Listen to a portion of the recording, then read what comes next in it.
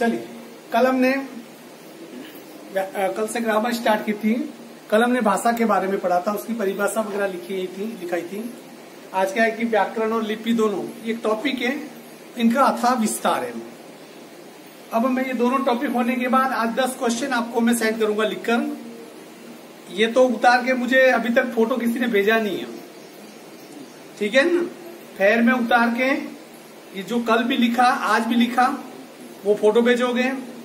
इसके में जो 10 क्वेश्चन दूंगा एज ए होमवर्क, वो आपको इसी चीज के अंदर आपको उसका आंसर मिल जाएगा। तो वो भी आप 10 क्वेश्चन भी वापस क्या करेंगे, होमवर्क भेजेंगे। 1 2 3 4 5 6 7 8 9, कम से कम जो 9 जैसे कि 8-9 बच्चे जो भी हो वो तो कम से कम मुझे क्या करोगे, सेंड करोगे, ठीक है। इस बात का ध्यान रखना। बाकी जो भी वीडियो में देखे वो करे तो अच्छी बात है।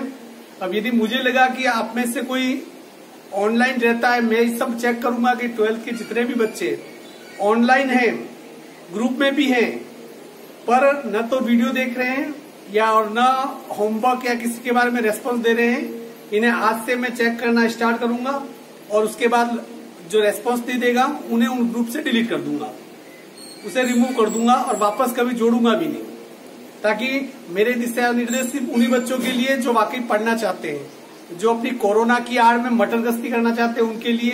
क्योंकि मैं खुद रोज का 10 घंटा आपको दे रहा हूँ, मैं 4-5 क्लासों को एक साथ लेके 10-10 घंटे, क्योंकि आपके लिए तो क्या है 6 घंटे पढ़ाना नहीं, 4 घंटा तो मुझे वीडियो अपलोडिंग में इसमें लगता है। पिछले 15 दिन से मुझे तो याद ही नहीं है कि मैं घर से बाहर कभी निकला हूँ, स्कूल जाता हूँ सुबह, उसके अलावा टाइम ही नहीं मिलता, क्योंकि पूरा दिन 8 तो इसी में बच जाती है रात की। इसलिए आप जो भी रेस्पॉन्स नहीं दे रहे, जो भी मेरी वीडियो को भी बाद में देखेंगे जो बच्चे 12वीं के, या तो खुद ही रिमूव हो जाएगा। यदि पढ़ना है तो वो ग्रुप में बने रहिए, नहीं तो मैं वैसे भी रिमूव कर दूंगा। क्योंकि यदि 25 में से यदि 5 भी पढ़ेंगे तो 5 से भी मेरा काम चल जाएगा, क्योंकि मेरा पेट इतना छोटा है, 5 से मेरा गुजारा हो जाएगा। इसलिए वीडियो में जितने बच्चे इस चीज को अच्छी ढंग से समझ लेंगे। चलिए, हमने भाषा का जिक्र किया था, ठीक है, कल पढ़ लिया उसकी परिभाषा। मैं किसी को भी पूछूं परिभाषा, आप मेरी तरफ देख के जो परिभाषा मैंने लिखाई थी वो आप नहीं बोल सकते क्यों। हाँ, पत्ते मत पलट बेटा, पत्ते मत कर, मुझे ही पता है, क्योंकि मैं ये जानता हूं कि तुम जाके वापस पढ़ते कहाँ हो। तुम्हारे हिसाब से तो स्टूडेंट तो ये चाह रहे हैं कि कोरोना सनातन काल तक रहे, ये हमेशा बना रहे, कभी पढ़ाई नहीं हो, परीक्षा भी नहीं हो, कुछ भी नहीं हो, और हम ऐसे ही कीड़े मकोड़ी की तरफ पैदा हुए और वैसे वैसे मर भी जाए, ठीक है। चलो जियो मरो, मेरे क्या वैसे ही मरो। अब व्याकरण देखो, एक शब्द बनाए वी प्लस आकरण। वी का मतलब होता है, एक तो वी का मतलब विशिष्ट ज्ञान, पर व्याकरण का शाब्दिक अर्थ होता है विश्लेषण, एनालिसिस करना। कैसे, जैसे देखिए, शाब्दिक अर्थ होता है इसका विश्लेषण करना। व्याकरण वह शास्त्र है जो हमें किसी भाषा के शुद्ध रूप को लिखने तथा बोलने के नियमों का ज्ञान कराता है। एक तो शुद्ध रूप से लिखना, ये जैसे कि यहाँ पर 2 मात्रा लगी है, कहीं 1 मात्रा लगी है, जहां ये लगा है यहाँ पूर्ण विराम लगा, ये एक जो लिखा गया है वो एक निश्चित शैली में लिखा गया है, एक इसकी निश्चित ध्वनि है, एक निश्चित ध्वनि है। जैसे अभी ध्वनि आपने सुनी वैसी ही, तो वो इसमें जैसे इस प्रकार से कि किसी भी वाक्य को शुद्ध रूप से लिखना, एक निश्चित ध्वनि से उसका उच्चारण करना, ये सभी चीजें किसमें आती है, व्याकरण में आती है। जिसकी व्याकरण अच्छी नहीं है, इसका मतलब समझ जाइए कि वो हिंदी में यदि पुअर है तो बात ही खत्म हो जाती है। ये बड़ी विडंबना है कि हमको शुद्ध हिंदी लिखने नहीं आती है। एक पेज की हिंदी यदि लिखने के लिए आपको दे दे, यदि मैं बोलूं और आप लिखो, एक पेज के अंदर कम से कम नॉर्मली 20 से 25 गलतियां आपकी निकल जाएगी। इससे बड़ी विडंबना कुछ हो नहीं सकती है। वो इसलिए क्योंकि व्याकरण का ज्ञान नहीं है। अब व्याकरण के अंग, ये इसमें बहुत लंबा चौड़ा टॉपिक है ये, और आपको तो सिर्फ शॉर्टली आपको बताइए कि आपके ज्यादा नंबर का ही है नहीं, 2-4 नंबर का ही है, इसलिए। अब यहां पर देखिए आप, वर्ण, शब्द, पद और वाक्य, ये शॉर्ट में लिख दिया पूरी व्याकरण। वर्ण का मतलब अक्षरों से, क, म, त, ये सभी अक्षर है, वर्ण है। व्याकरण की सबसे छोटी इकाई कौन सी है, वर्ण। इसका विभाजन नहीं हो सकता है, उसका आगे चरण नहीं हो सकता है। वर्ण से क्या बनते हैं, शब्द बनते हैं। जैसे क है, म है, ल है, इन तीनों को मिला दे, ये क, म और ल तीनों अलग अलग है तब तक वर्ण है, तीनों को मिला दिया जाए तो ये क्या बन जाएंगे? शब्द। फिर शब्द मिलके क्या बनते हैं? पद।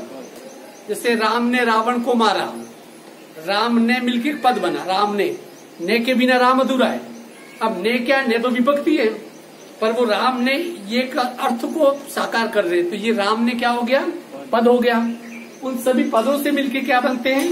वाक्य बनते हैं। राम ने रावण को तीर से मारा, राम ने रावण को तीर से, ये तीनों पद है, और मारा क्रिया है, इन सबको मिला दिया गया तो क्या बन गया? ये वाक्य बन गया। इसलिए व्याकरण के 4 अंग होते हैं जिन्हें वर्ण, शब्द, पद और वाक्य कहते हैं। उन्हीं के आधार पर परिभाषा तय की गई है। देखिए, एक के पहला है वर्ण विचार। परिभाषा पूछ लिया, वर्ण विचार से क्या तात्पर्य है?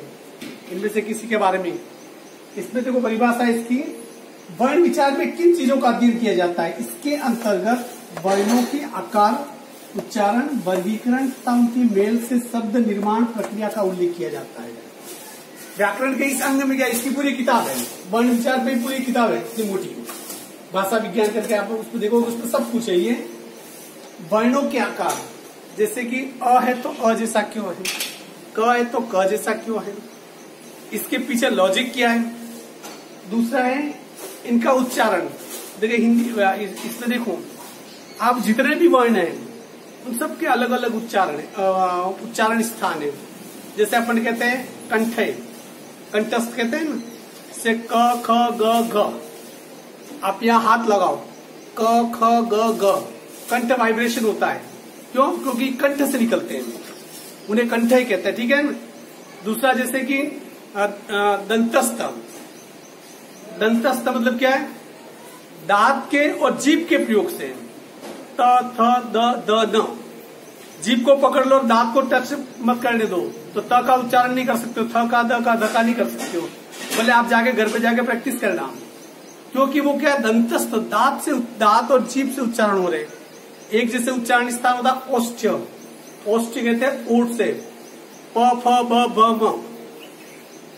अब बिना ओठ के प्रयोग किया प फ ब भ म नहीं बोल सकते हो, ओठ को अलग रखो, देखो प बोल के बता दो मुझे। तो इनका क्या है? अलग अलग उच्चारण है। जैसे अंतस्थ, यर लव, यर लव, ये आवाज अंदर से आती है, न तो यहाँ से कंठ से भी नहीं, यह मतलब पेट इस भाग से आवाज आती है। अंतस्थ मतलब कि शरीर के आंतरिक अंगों से इनका उच्चारण हो रहा है। तो इसका एक अपना बहुत बड़ा विज्ञान है। इन सबका अध्ययन किसमें किया जाता है? वर्ण विचार में किया जाता है, ठीक है। उसके बाद है शब्द विचार। शब्द विचार का मतलब होता है कि शब्द के भेद। अब वर्णों की बात हो गई, वर्णों का उच्चारण, वर्णों से शब्द बनते हैं। शब्द विचार में क्या आता है समझ लीजिए, जैसे कि शब्द के भेद है, उत्पत्ति, जैसे कि कई सारे देशज शब्द होंगे। जैसे काज, ये देसी भाषा का शब्द है। यदि अपनी भाषा का देखो, तत्सम देखो तो इसका रूप कार्य होता है, ठीक है ना। इसी प्रकार जैसे कि इस प्रकार बहुत सारे शब्द है जो कि तत्सम है, तद्भव है, देशज है।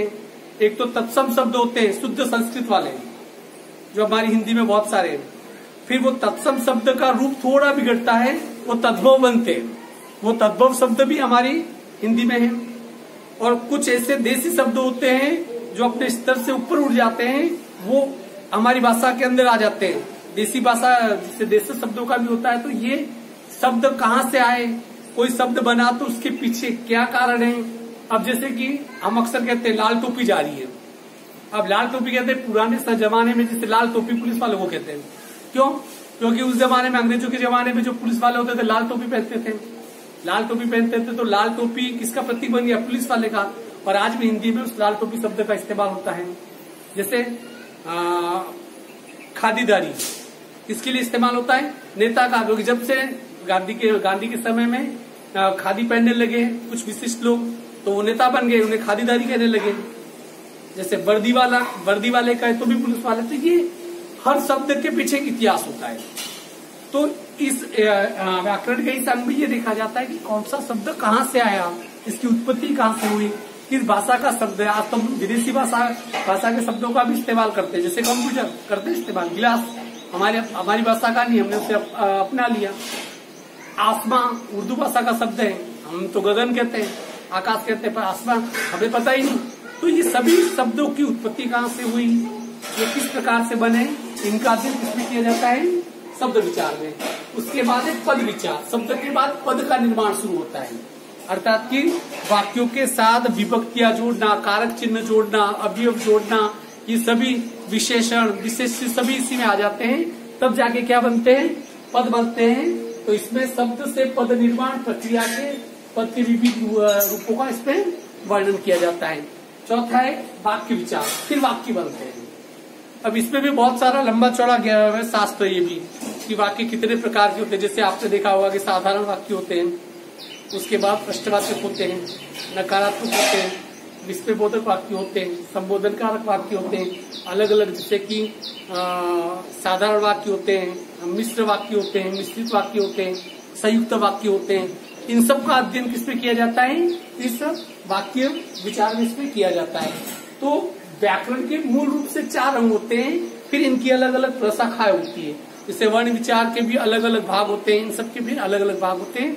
इन सब से मिलकर क्या बनती है, व्याकरण बनती है। क्लियर। दूसरा लिपि, लिपि का मतलब होता है जैसा हम लिखते हैं। इस चीज का ध्यान रखना। सबसे सिंपल है कि भाषा के लिखित ध्वनि संकेतों को लिपि कहते हैं। अर्थात कि जो मैं लिख रहा हूं ये लिपि है। बोलना तो कुछ भी बोल सकते हैं, इंसान बोलना तो लाखों साल पहले सीख गया, पर लिखना वो 10-12 हजार साल पहले सीखा। क्योंकि मानव की लिपि का इतिहास 12 हजार साल से पुराना नहीं है। सबसे पुराना सबूत भी मिला है मानव इतिहास का, किसी लिपि का, अपने कई गुफाओं में लिखा हुआ थोड़ा बहुत मिला, बहुत पुराना। सिंधु घाटी सभ्यता में जो लिपि निकली है उसका अध्ययन आज तक नहीं किया जा सका है। वो लिपि बहुत सारी स्लेटों के ऊपर, मटकों के ऊपर, इनके ऊपर कुछ अक्षर लिखे गए, कुछ 30-40 अक्षर हैं, उन्हें आज तक नहीं पढ़ा गया है। वो सबसे पुराना अवशेष कहा जा सकता है लिपि का। तो ये लिपि बहुत नई चीज है, भाषा बहुत पुरानी चीज है। तो इसकी परिभाषा क्या हुई, लिखित ध्वनि संकेतों को क्या कहते हैं, लिपि कहते हैं। हर भाषा की अपनी लिपि होती है। जैसे कि यहाँ पर देखिए, हिंदी की लिपि कौन सी है, देवनागरी। अभी देवनागरी क्यों कहा गया, एक तो इसके पीछे इसके 2 शब्द हैं, एक तो देव और एक नागरी। एक कुछ भाषा शास्त्री मानते हैं कि ये लिपि देवताओं के द्वारा बनाई गई, इसलिए इसे देवनागरी कहते हैं। दूसरा शब्द नागरी शब्द नागर से बना है। नागर का मतलब शहर में रहने वाले, बड़ी जगह पर रहने वाले। तो दूसरे भाषा शास्त्री कहते हैं कि शहरों में या बड़े शहरों में रहने वाले लोगों ने इस लिपि का निर्माण किया, इसलिए इसको देवनागरी कहा गया। वॉट एवर बीन, जो भी हो, पर हमारी हिंदी भाषा किस लिपि में लिखी जाती है, देवनागरी। अंग्रेजी किस पे लिखी जाती है, रोमन। उर्दू किस पे लिखी जाती है, फारसी में। और पंजाबी किस पे लिखी जाती है, गुरुमुखी में। ये याद रखना, इसमें 51 नंबर का प्रश्न पूछ लेता है और ये बिल्कुल साइंटिफिक क्वेश्चन है। इसे पंजाबी किस भाषा में लिखी जाती है तो अपनी मर्जी से आंसर नहीं लिख सकते हो, इसका आंसर गुरुमुखी है तो वही रहेगा। इसे थोड़ा याद कर लेना। अब देवनागरी लिपि देखो, हमारे हिंदी शास्त्र में 2 प्रकार की लिपियां प्राचीन लिपियां पाई जाती है। एक को कहते हैं ब्राह्मी लिपि और दूसरी को कहते हैं खरोष्ठी लिपि। इसका अस्तित्व नहीं रहा, इसके बारे में किसी को कुछ पता नहीं। जो ब्राह्मी लिपि है, जो देवनागरी लिपि की जो उत्पत्ति हुई है वो किससे हुई है, ब्राह्मी लिपि से हुई है। और चूंकि ब्राह्मी इसलिए कहा गया है कि ब्रह्मा के मुख से पहला शब्द निकला था, इसलिए इसे क्या कहा गया, ब्राह्मी। इसी से देवनागरी लिपि का निर्माण हुआ है। अब ये देवनागरी लिपि की विशेषता क्या है, इससे आपको बता दूं। देवनागरी लिपि की विशेषता क्या है, इस पे प्रश्न बन सकता है, 2-3 नंबर का सीधा पूछे वो। अर्थात कि जो हिंदी हम लिखते हैं, एक तो सबसे पहले हिंदी दुनिया की सबसे साइंटिफिक लैंग्वेज है।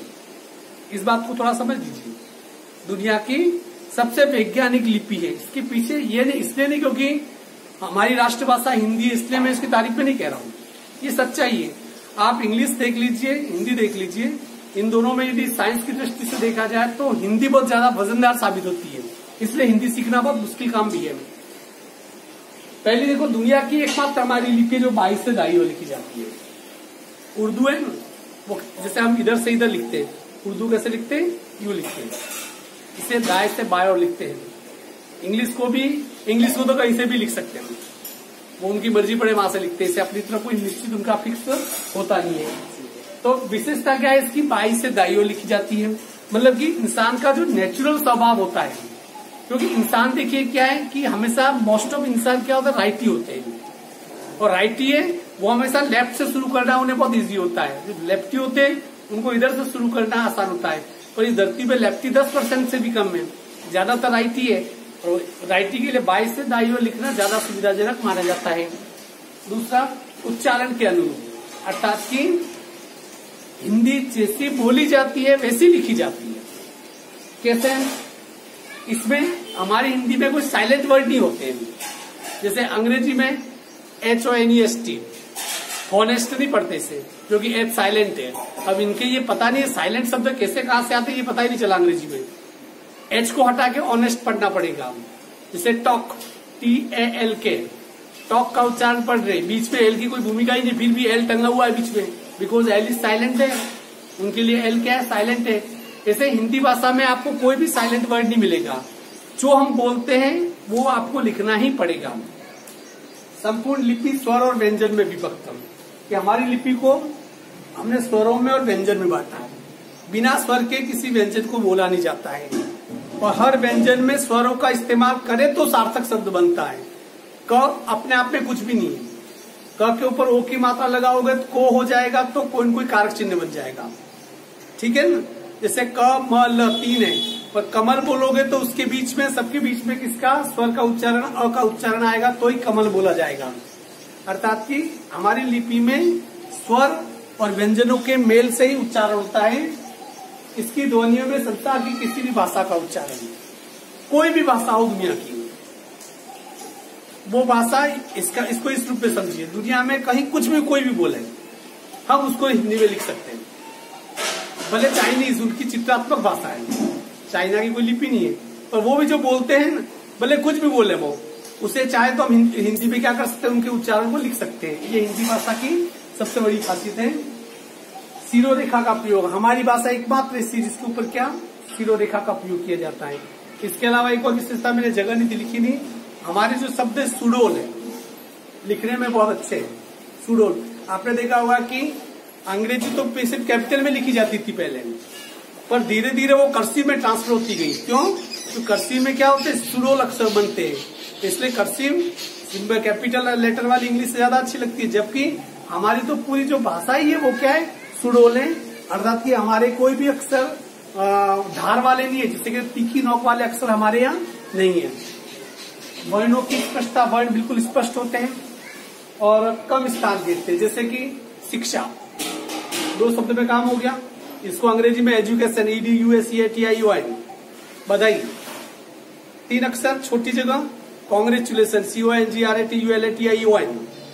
मतलब कि अंग्रेजी रोमन जो लिपि है वो देवनागरी लिपि के बजाय बहुत ज्यादा वो स्पेस करती है। तो ये चीजें ध्यान में रखना। अब मैं प्रश्न पूछूंगा, प्रश्न में भेजूंगा आपको, मुझे ये देखना है कि उसमें से कितने का आप सही कर लेते हो। आपको उत्तर किस पे ढूंढने हैं। आप ऐसे बड़े सियाने भी हो, गाइड में देखो तो तुम्हारी मर्जी, और जो तुमने लिखा होगा उस पर ढूंढो तो तुम्हारी मर्जी। क्लियर? हिंदी में आज के लिए इतना ही काफी है, कल से इस विधिवत शुरू करेंगे। और पंखा चालू कर दो।